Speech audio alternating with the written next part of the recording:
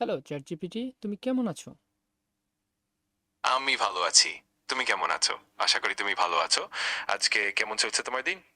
আমি বেশি একটা ভালো নেই। এখন আমার এখানে রাত 12টা বাজে, কিন্তু আমার ঘুম আসতেছে না। তুমি কি আমাকে একটা ভূতের গল্প শোনাতে পারবা, যেটা খুবই ভয়ানক, যাতে আমার ঘুম তাড়াতাড়ি চলে আসে? অবশ্যই একটা ভূতের গল্প শোনাতে পারি। একবার এক ছোট্ট গ্রামে একটা পুরনো বাড়ি ছিল, যেটা সবাই বলতো ভূতুড়ে। রাতে সেই বাড়িটা থেকে অদ্ভুত সব শব্দ আসতো, আর কেউ যদি সেখানে ঢুকতে চেষ্টা করতো তাহলে শুনতে পেত এক অজানা কণ্ঠ। গল্পটা আরো ভয়ানক হবে। যদি তুমি চাইছো তো বলো, আমি আরেকটু বিস্তারিত শোনাতে পারি। হ্যাঁ, তুমি আরো বিস্তারিত শোনাও। ঠিক আছে, তাহলে আমি একটু বিশদে বলছি। সেই বাড়িটা ছিল একদম পুরনো, আর সবাই বলতো যে সেখানে একসময় এক বৃদ্ধা বাস করতেন। যিনি মারা গিয়েছেন, তার আত্মা নাকি এখনো সেই বাড়িটা পাহারা দেন।